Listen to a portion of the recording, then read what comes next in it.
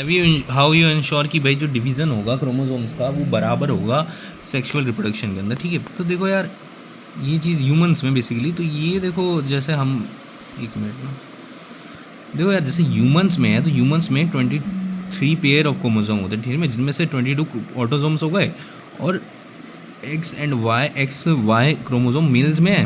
और फीमेल में x chromosome है, ठीक है। तो फीमेल में 22 तो अलग हो गए, मेल में 22 अलग हो गए, और एक्स और वाई में से मेल में कोई एक होगा और फीमेल में कोई एक्स एक अलग होगा,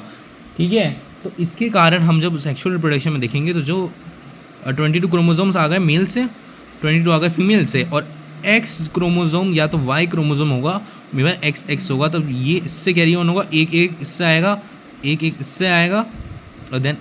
एक एक्स वाई इधर, देन अंदर एक्स वाई इधर। तो इन दोनों में से 22 ऑटोसोम मेल कंट्रीब्यूट कर रहा है, 22 फीमेल कंट्रीब्यूट कर रही है, तो यहाँ पे आधा हो गया, और एक बच्चे को क्रोमोसोम में या तो एक्स कंट्रीब्यूट करेगा मेल, या तो वाई कंट्रीब्यूट करेगा, और फीमेल एक एक्स ही कर सकते हो, या तो ये एक्स करेगी या तो ये एक्स कंट्रीब्यूट करेगी। वैसे दोनों अलग नहीं है, क्रोमोसोम्स ही है, बस अलग अलग सेट्स पे और सेम डेटा ही है उनके अंदर। तो वो प्रोड्यूस करके अपना आधा आधा क्रोमोसोम्स और आधा आधा डीएनए दोनों दे देंगे, क्योंकि देखो यहाँ पे